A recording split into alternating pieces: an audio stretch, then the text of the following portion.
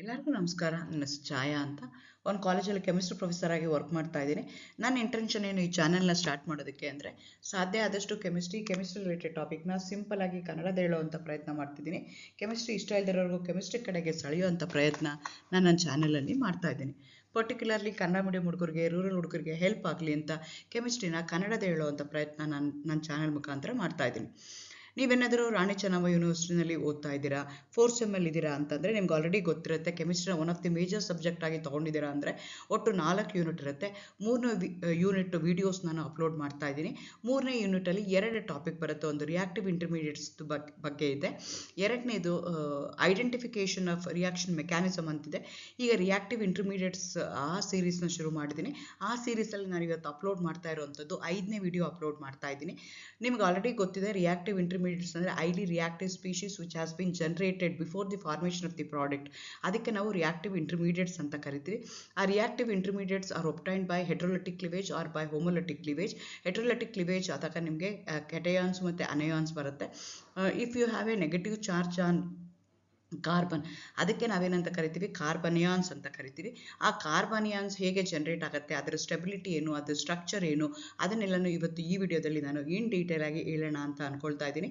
Again welcome to Kenchaya. ನನ್ನ ಚಾನಲ್ನ subscribe ಮಾಡಿ, ಶೇರ್ ಮಾಡಿ, ಸಪೋರ್ಟ್ ಮಾಡಿ. ಕಾರ್ಬ್ ಅನಿಯಾನ್ ಅಂದರೆ ಏನು ಅಂತಂದರೆ, ನಾನು ಮುಂಚೆನೇ ಹೇಳಿದಾಗೆ ಹೋಮೋಲಿಟಿಕ್ ಮತ್ತು ಹೆಟ್ರೋಲಿಟಿಕ್ ಕ್ಲಿವೇಜ್ ಆಗುತ್ತೆ, ಕೆಮಿಕಲ್ ಬಾಂಡಿಂಗು. ಆದರೆ ಇಲ್ಲಿ ಹೆಟ್ರೋಲಿಟಿಕ್ ಕ್ಲಿವೇಜ್ ಆದಾಗ ನನಗೆ ಅಯಾನ್ಸ್ ಫಾರ್ಮೇಷನ್ ಆಗುತ್ತೆ.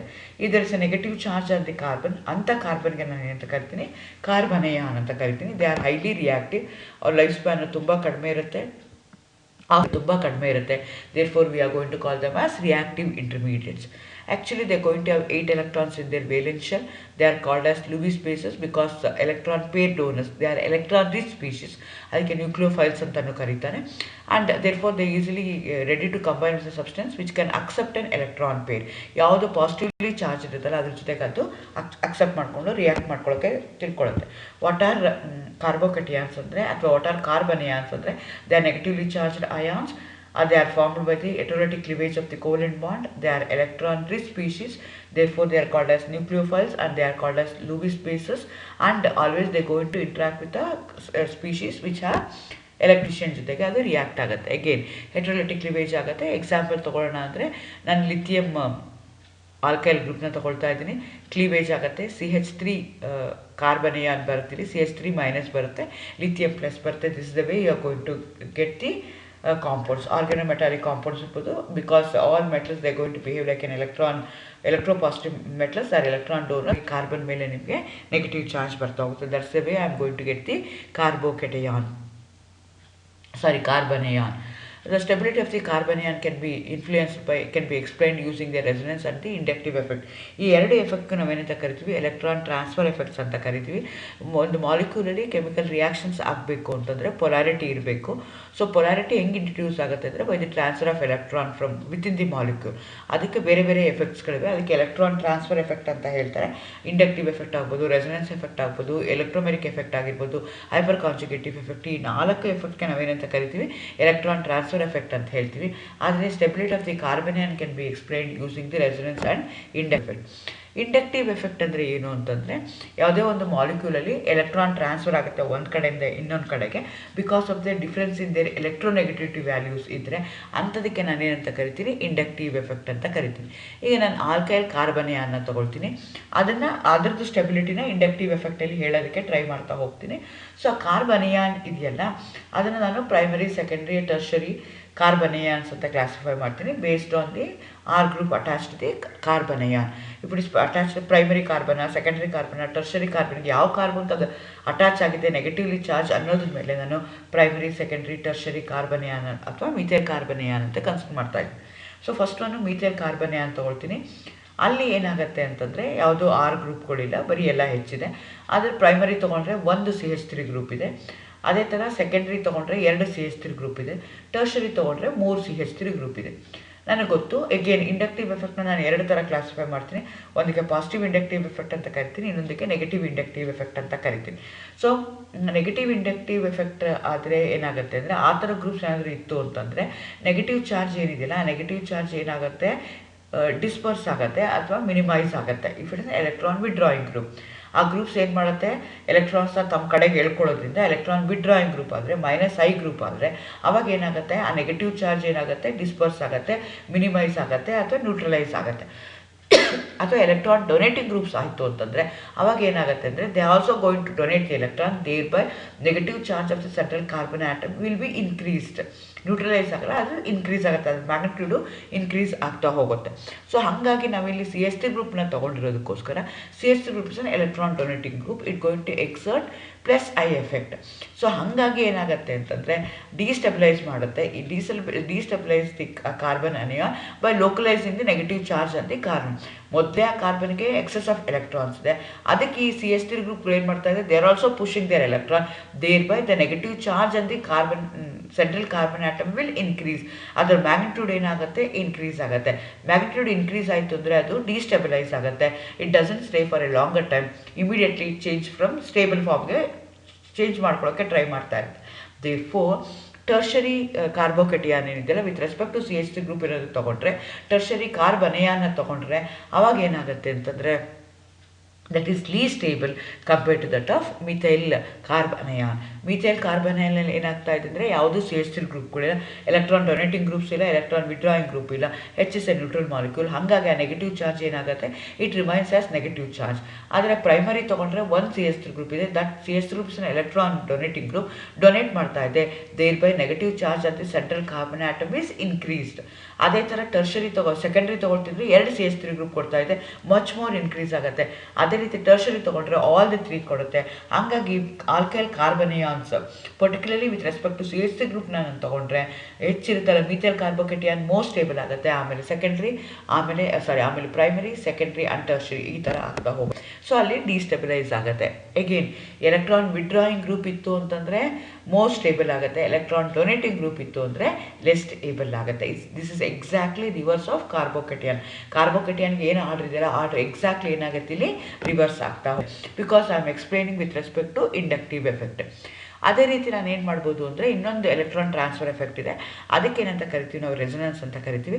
ಇದು ಯಾವ್ಯಾವ ಮಾಲಿಕ್ಯೂಲ್ಸಲ್ಲಿ ಇರುತ್ತೆ ಅಂದರೆ only in the case of saturated molecule, alternative single and double bond conjugation ಇರುತ್ತಲ್ಲ ಅಲ್ಲಿ ಇದು ಆಗ್ತಾ ಹೋಗುತ್ತೆ. ಸೊ ನಾನು ಇಲ್ಲಿ 2 ಎಕ್ಸಾಂಪಲ್ನ ತೊಗೊಂಡಿದ್ದೀನಿ, ಒಂದು ಅಲೈಲ್, ಇನ್ನೊಂದು ಬೆನ್ಸೈಲ್ ಕಾರ್ಬನಿಯಾನ್ನ ತೊಗೊಂಡಿದ್ದೀನಿ. ಸೊ ಇಲ್ಲಿ ರೆಸೊನೆನ್ಸ್ ಅಂದರೆ ಏನು, ಡಿಲೋಕಲೈಸೇಷನ್ ಆಫ್ ಆಗ್ತಾ ಹೋಗುತ್ತೆ. ಸೊ ಎಲ್ಲಿ ಡಿಲೋಕಲೈಸೇಷನ್ ಆಗುತ್ತಲ್ಲ ಅವಾಗ ಏನಾಗುತ್ತೆ, ಒಂದು ಫಾರ್ಮಿಂದ ಇನ್ನೊಂದು ಫಾರ್ಮ್ಗೆ ಮಾಲಿಕ್ಯೂಲು ಚೇಂಜ್ ಆಗ್ತಾ ಇರುತ್ತೆ, thereby it going to stay for a longer time.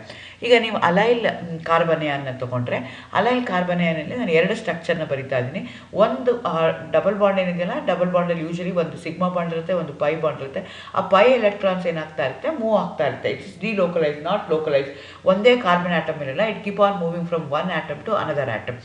ಅವಾಗ ಏನಾಗುತ್ತೆ ಅಂತಂದರೆ ಅಲ್ಲಿ ಸ್ಟೆಬಿಲಿಟಿ ಏನಾಗ್ತಾ ಹೋಗುತ್ತೆ, ಇನ್ಕ್ರೀಸ್ ಆಗ್ತಾ ಹೋಗುತ್ತೆ. ಅದೇ ರೀತಿ ನಾನೇನು ಮಾಡಿದೆ, ಬೆನ್ಸೈಲ್ ಕಾರ್ಬನಿಯಾನ್ನ ತೊಗೊಂಡೆ. ಬೆನ್ಸೈಲ್ ಕಾರ್ಬನಿಯಾನಲ್ಲೂ ಏನಾಗುತ್ತೆ ಅಂದರೆ ಈ ಥರ ಮೂವ್ಮೆಂಟ್ ಆಗುತ್ತೆ. ವೆರಾಸ್ ಬೆನ್ಸೈಲ್ ಕಾರ್ಬೋಕೇಟನ್ ಏನಾಗಿತ್ತು ಅಂದರೆ the electrons are taken by the group from the benzene ring. ಇಲ್ಲೇನಾಗುತ್ತೆ, ಟುವರ್ಡ್ಸ್ ದಿ ಬೆನ್ಸಿನ್ ರಿಂಗ್ ಕೊಡುತ್ತೆ. ಸೊ ದೇರ್ ಫೋರ್ ಡಿಲೋಕಲೈಸೇಷನ್ ಆಯಿತು ಅಂತಂದರೆ ಆ ನೆಗೆಟಿವ್ ಚಾರ್ಜ್ ಏನಾಗುತ್ತೆ, ಡಿಸ್ಪರ್ಸ್ ಆಗುತ್ತೆ. It keep on moving from one carbon atom to another carbon atom, thereby it going to stay for a longer time ಇತ್ತು ಅಂತಂದರೆ stability ಏನಾಗ್ತಾ ಹೋಗುತ್ತೆ, ಇನ್ಕ್ರೀಸ್ ಆಗ್ತಾ ಹೋಗುತ್ತೆ. This the way I am going to explain the stability of carbanion. Carbanions ಅಂದರೆ ಏನು, summarise ಮಾಡೋದಾದರೆ ಕಾರ್ಬನಿಯಾನ್ಸ್ ಅಂದ್ರೇನು, ಹೆಟ್ರೋಲೈಟಿಕ್ ಕ್ಲಿವೇಜ್ ಆದಾಗ ನೆಗೆಟಿವ್ಲಿ ಚಾರ್ಜ್ಡ್ ಅಯಾನ್ಸ್ ಏನು ಬರುತ್ತಲ್ಲ ಅದಕ್ಕೆ ನಾವೇನಂತ ಕರಿತೀವಿ, ಪರ್ಟಿಕ್ಯುಲರ್ಲಿ ಕಾರ್ಬನ್ ಆರ್ಗ್ಯಾನಿಕ್ ಕಾಂಪೌಂಡ್ಸಲ್ಲಿ ನೆಗೆಟಿವ್ಲಿ ಚಾರ್ಜ್ಡ್ ಅಯಾನ್ಸಲ್ಲಿ ಕಾರ್ಬನ್ ಏನಾದರೂ ಇತ್ತು, ಆ ಕಾರ್ಬನ್ ಮೇಲೆ ನೆಗೆಟಿವ್ ಚಾರ್ಜ್ ಇದ್ದರೆ ಅಂಥದ್ದನ್ನು ನಾನು ಏನಂತ ಕರಿತೀನಿ, ಕಾರ್ಬನಿಯಾನ್ ಅಂತ ಕರಿತೀನಿ. ಆ ಕಾರ್ಬನಿಯಾನು ಎಲೆಕ್ಟ್ರಾನ್ ರಿಚ್ ಇರುತ್ತೆ, they going to have 8 electrons in their valence shell. Electron rich ಇರುತ್ತೆ, ನ್ಯೂಕ್ಲಿಯೋಫೈಲ್ಸ್ ಅಂತ ಕರೀತಾರೆ. And always they going to attack the electron deficient species are carbocation ಜೊತೆಗೆ, which going to accept an electron, ಅಂತರ ಜೊತೆಗೆ ಅದು react ಮಾಡ್ತಾ ಹೋಗುತ್ತೆ. So stability explain ಮಾಡಬೇಕು ಅಂದರೆ either I can take the help of inductive effect or I can take the help of the resonance effect. Inductive ಎಫೆಕ್ಟಲ್ಲಿ ಏನಾಗುತ್ತೆ ಅಂದರೆ the electron transfer will takes place, the polarity is created with in the molecule because of the difference in the electronegativity value. ಅಂಥ ಎಫೆಕ್ಟ್ಗೆ ಕರಿತೀವಿ inductive effect ಅಂತ ಕರಿತೀವಿ. So ಕಾರ್ಬನಿಯಾನಲ್ಲಿ ಏನಾಗುತ್ತೆ ಅಂದರೆ ನೆಗೆಟಿವ್ಲಿ ಚಾರ್ಜ್ ಇರುತ್ತೆ, ಸೆಂಟ್ರಲ್ ಆಟಮ್ಗೆ ನೆಗೆಟಿವ್ಲಿ ಚಾರ್ಜ್ ಇರುತ್ತೆ. Any groups which decreases the negative charge ಅದು ಸ್ಟೇಬಲ್ ಮಾಡುತ್ತೆ. Any groups which increases the negative charge ಏನಾಗುತ್ತೆ, ಸ್ಟೆಬಿಲಿಟಿನ ಕಡಿಮೆ ಮಾಡುತ್ತೆ, ಡಿಸ್ಟೆಬಿಲೈಸ್ ಮಾಡುತ್ತೆ. ಸೊ ನೆಗೆಟಿವ್ ಗ್ರೂಪ್ನ, ನೆಗೆಟಿವ್ ಚಾರ್ಜ್ ಅಂದ್ರೇನು, ಎಕ್ಸಸ್ ಆಫ್ ಎಲೆಕ್ಟ್ರಾನ್ಸ್. ಯಾವ ಗ್ರೂಪ್ಸು ಎಕ್ಸಸ್ ಆಫ್ ಎಲೆಕ್ಟ್ರಾನ್ಸ್ನ ಮಿನಿಮೈಸ್ ಮಾಡುತ್ತಲ್ಲ ಅಂಥ ಗ್ರೂಪ್ಸ್ ಇತ್ತು ಅಂದರೆ ಅದು ಸ್ಟೇಬಲ್ ಆಗುತ್ತೆ, ಇಲ್ಲ ಅಂದರೆ ಅದು ಅನ್ಸ್ಟೇಬಲ್ ಆಗುತ್ತೆ. ಸೊ ಎಲೆಕ್ಟ್ರಾನ್ ಡೊನೇಟಿಂಗ್ ಗ್ರೂಪ್ಸ್ ಏನಾದರೂ ಇತ್ತು ಅಂತಂದರೆ ನಿಮ್ಮ ಮಾಲಿಕ್ಯೂಲ್ ಏನಾಗುತ್ತೆ, ಡಿಸ್ಟೆಬಿಲೈಸ್ ಆಗುತ್ತೆ, ನೆಗೆಟಿವ್ ಚಾರ್ಜ್ ಏನಾಗ್ತಾ ಹೋಗುತ್ತೆ, ಇನ್ಕ್ರೀಸ್ ಆಗುತ್ತೆ. Therefore your molecule will become, that such molecule will become unstable. Electron withdrawing group ಇತ್ತು ಅಂತಂದರೆ ಅವಾಗ ಏನಾಗುತ್ತೆ, it going to withdraw the negatively charged, disperse ಆಗುತ್ತೆ, ಅದರದ್ದು ಸ್ಟೆಬಿಲಿಟಿ ಇನ್ಕ್ರೀಸ್ ಆಗುತ್ತೆ. ಅದೇ ರೀತಿ I can also explain with the help of a resonance. ರೆಸೊನೆನ್ಸಲ್ಲಿ ಏನು ಮಾಡ್ತೀವಿ ಅಂದರೆ delocalization of pi electrons, particularly unsaturated ಕಾಂಪೌಂಡ್ಸಲ್ಲಿ ಅಥವಾ ಆಲ್ಟರ್ನೇಟಿವ್ ಸಿಂಗಲ್ ಬಾಂಡ್ ಇರುವಂಥದ್ದು ಕಾಂಜುಗೇಟೆಡ್ ಸಿಸ್ಟಮಲ್ಲಿ ರೆಸೊನೆನ್ಸ್ ಬರುತ್ತೆ. ಸೊ ಅಲೈಲ್ ಮತ್ತು ಬೆನ್ಝಲ್ ಕಾರ್ಬನಿಯಾನ್ ಏನಿದೆಯಲ್ಲ, they stabilize, they going to stay for a longer time because there is a delocalization of pi electron from one carbon atom to another carbon atom. Higher the number of resonating structure, higher the stability. Therefore, both of them are more stable compared to that of alkyl carbanion. Thank you. ಈ ರೀತಿಯಾಗಿ ನಿಮಗೆ ಕಾರ್ಬನಿಯಾನ್ generate ಆಗುತ್ತೆ, which is ಎಟ್ರೋಟಿಕಲಿ ಕ್ಲೀವ್ಡ್ ಆದಾಗ ನಿಮಗೆ ಕಾರ್ಬನಿಯಾನ್ formation ಆಗುತ್ತೆ. ಜೊತೆಗೆ ಇನ್ನೂ ಒಂದು ಏನು ಅಂತಂದರೆ ನಿಮಗೆ ಅದು ಯಾವಾಗ ಹೇಗೆ ಸ್ಟೆಬಿಲಿಟಿನ ನಾನು ಹೆಂಗೆ ಎಕ್ಸ್ಪ್ಲೈನ್ ಮಾಡ್ಬೋದು ಅಂದರೆ, in presence of taking an help of inductive effect and also taking an help of hyperconjugative effectನ ಯೂಸ್ ಮಾಡಿಕೊಂಡು ನಾನು ಕಾರ್ಬನಿಯಾನ್ ಸ್ಟೆಬಿಲಿಟಿನ ಈ ರೀತಿಯಾಗಿ ಹೇಳ್ಬೋದು. ಸೊ ನಿಮಗೆ ಈಗ ಆಲ್ರೆಡಿ ರಿಯಾಕ್ಟಿವ್ ಇಂಟರ್ಮೀಡಿಯೇಟ್ಸಲ್ಲಿ 2 ಥರ ರಿಯಾಕ್ಟಿವ್ ಇಂಟರ್ಮೀಡಿಯೇಟ್ಸ್, ಒಂದು ಕಾರ್ಬೊಕಟಿಯಾನು, ಇನ್ನೊಂದು ಕಾರ್ಬನಿಯಾನ್, ನಾನು ಇನ್ ಡೀಟೇಲಾಗಿ ಆಲ್ರೆಡಿ ಎಕ್ಸ್ಪ್ಲೈನ್ ಮಾಡಿದ್ದೀನಿ. ಎರಡೂ it is obtained by the heterolytic cleavage ಆದಾಗ 2 ಕಾರ್ಬೊಕಟಿಯಾನ್ ಮತ್ತು ಕಾರ್ಬನಿಯಾನ್ ನಿಮಗೆ ಬರ್ತಾ ಹೋಗುತ್ತೆ. Thank you, all the best.